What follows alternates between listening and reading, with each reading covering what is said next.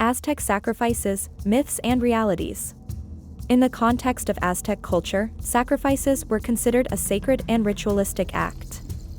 Although the exact practices may vary at different times and regions, it is known that Aztec sacrifices involved the offering of human life as an act of devotion to their gods.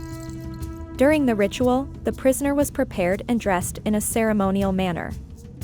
Food and drinks were offered to him, and religious dances and songs were performed.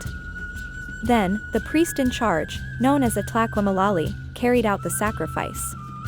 Using a sharp obsidian knife, he would open the person's chest and remove the heart in a symbolic gesture. The individual was usually a prisoner of war or a captive selected specifically for this purpose. The sacrifice used to take place at the top of a stepped pyramid or in a sacred temple.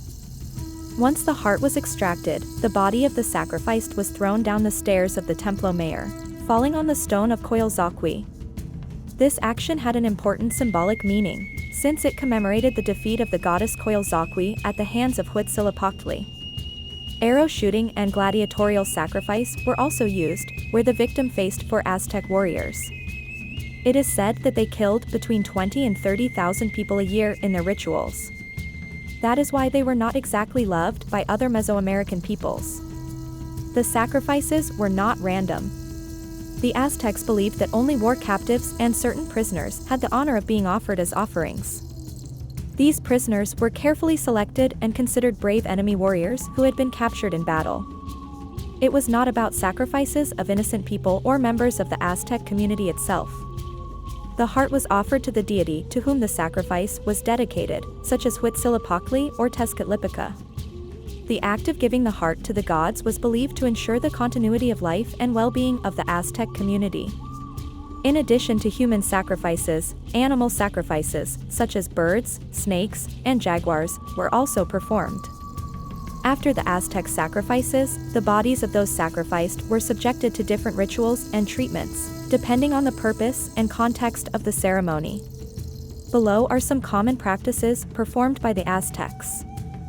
Dismemberment and display. In some cases, the bodies of those sacrificed were dismembered, and different parts were distributed for specific ritual purposes. For example, limbs could be shipped to other city-states or displayed in strategic locations to strike fear into enemies.